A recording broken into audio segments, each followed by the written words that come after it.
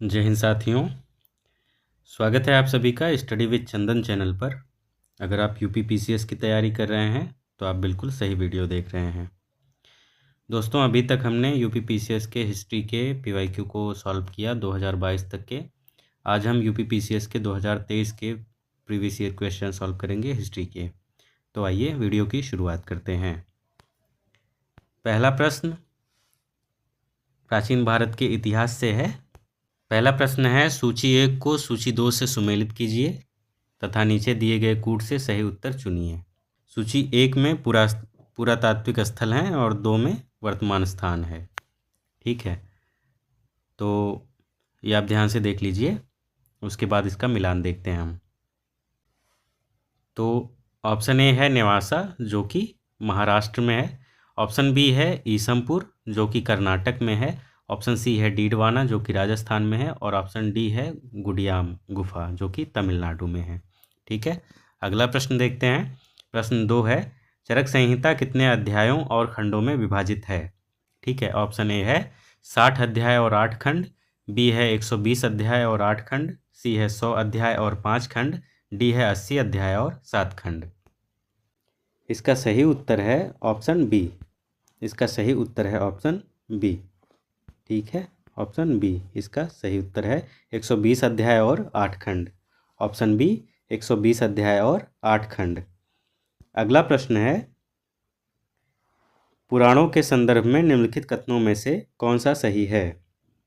पुराणों के संदर्भ में निम्नलिखित कथनों में से कौन सा सही है? पहला कथन है, विष्णु पुराण से मौर्य वंश की जानकारी मिलती है। विष्णु पुराण से मौर्य वंश की जानकारी मिलती है। दूसरा है, वायु पुराण गुप्त वंश की शासन व्यवस्था पर प्रकाश डालता है। ऑप्शन ए है केवल एक, बी है न तो एक ना ही दो, सी है केवल दो, डी है दोनों एक तथा दो। इसका सही उत्तर है ऑप्शन डी, दोनों एक तथा दो। ऑप्शन डी, दोनों एक तथा दो। अगला प्रश्न देखते हैं। प्रश्न संख्या 4 है, निम्नलिखित में से कौन सा युग्म दर्शन प्रचारक सही सुमेलित है? ऑप्शन ए है वैशेषिक पतंजलि, बी है न्याय गौतम, सी है मीमांसा कण्व या कनद, डी है उत्तर मीमांसा कपिल। तो इसका सही उत्तर है ऑप्शन बी। इसका सही उत्तर है ऑप्शन बी, न्याय गौतम। न्याय दर्शन के जो प्रवर्तक थे वो गौतम ऋषि थे। न्याय दर्शन के प्रवर्तक जो थे वो गौतम ऋषि थे। सारे दर्शनों को एक बार देख लेते हैं। वैशेषिक दर्शन के प्रवर्तक कणाद मुनि, न्याय के गौतम, पूर्व मीमांसा के जैमिनी और उत्तर मीमांसा या वेदांत दर्शन के बादरायण। ठीक, अगला प्रश्न है 5वां, निम्नलिखित में से कौन हड़प्पा संस्कृति के पूर्वी सीमांत का निर्धारण करता है? हड़प्पा संस्कृति के पूर्वी सीमांत का निर्धारण कौन करता है? ऑप्शन ए है मांड, बी है हड़प्पा, सी है आलमगीरपुर, डी है राखीगढ़ी। तो आपका सही उत्तर है ऑप्शन सी। सही उत्तर है ऑप्शन सी, आलमगीरपुर। सही उत्तर है ऑप्शन सी, आलमगीरपुर।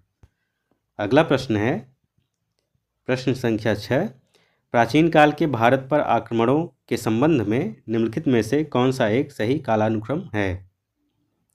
ठीक है, कौन सा सही कालानुक्रम है किस चीज़ के लिए? प्राचीन काल के भारत पर आक्रमणों के संबंध में।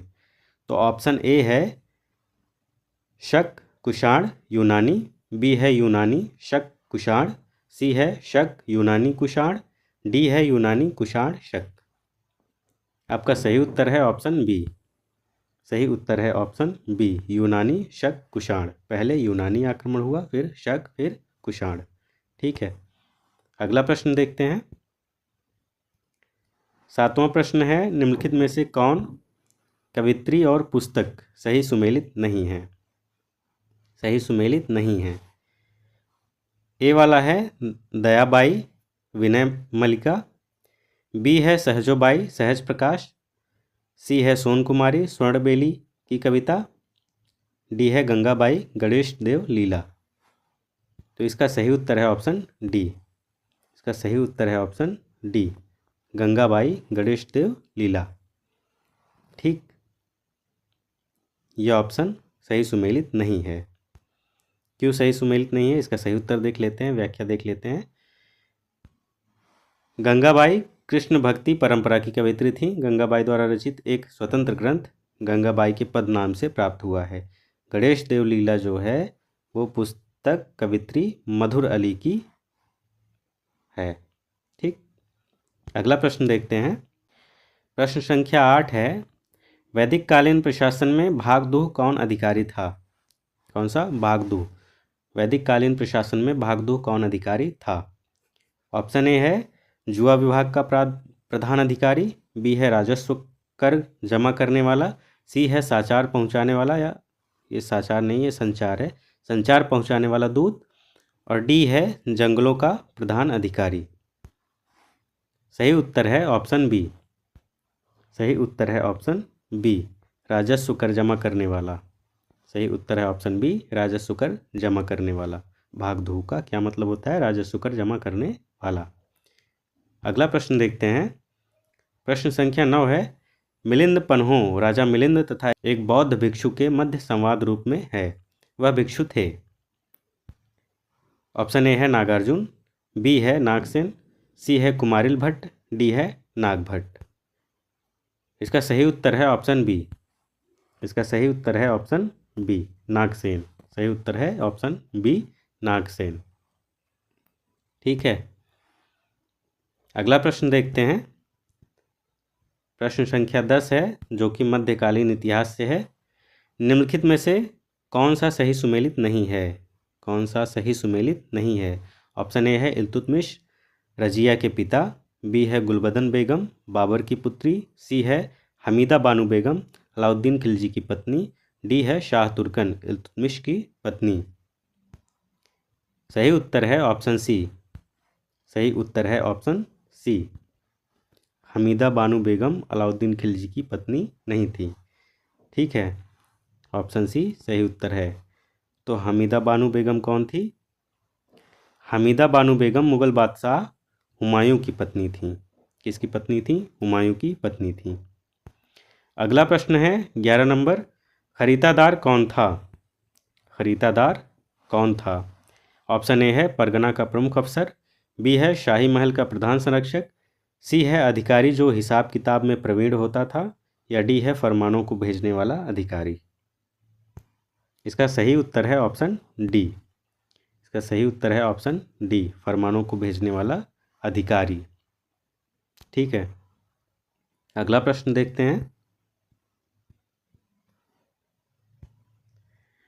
प्रश्न संख्या 12 है, सूची 1 को सूची 2 से सुमेलित कीजिए तथा सूचियों के नीचे दिए गए कूट से सही उत्तर चुनिए। तो इसमें क्या है,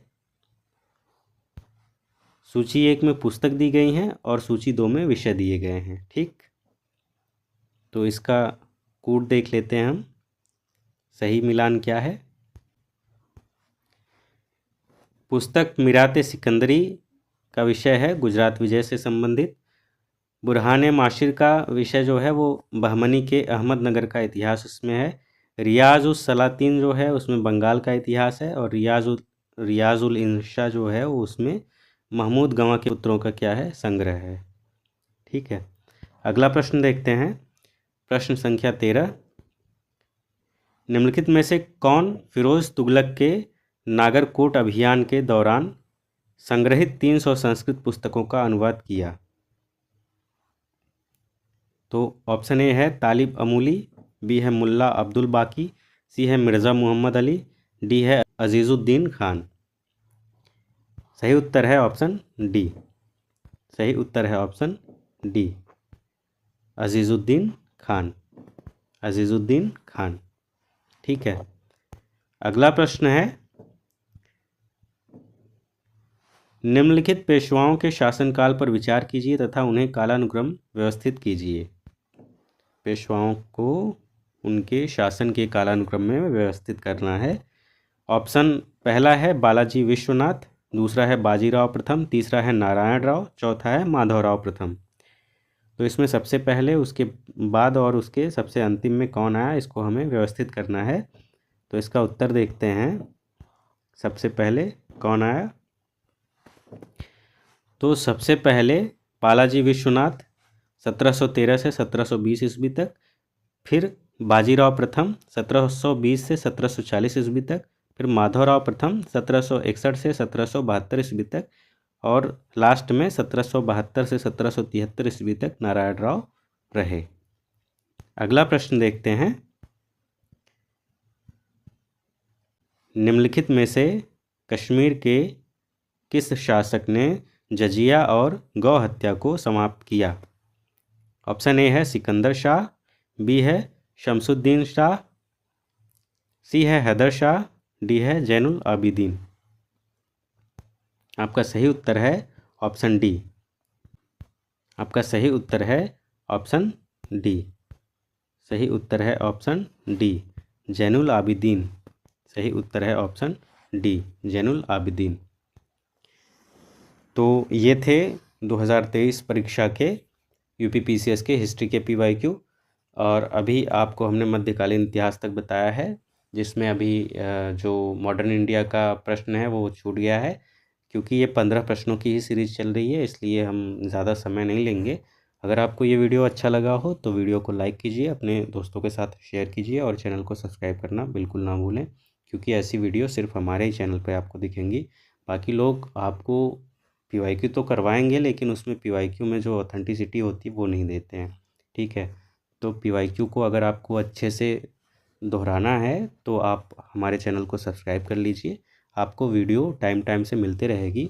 हर विषय की वीडियो जो है हम वो लेके आएंगे। ठीक है, बहुत बहुत धन्यवाद। जय हिंद।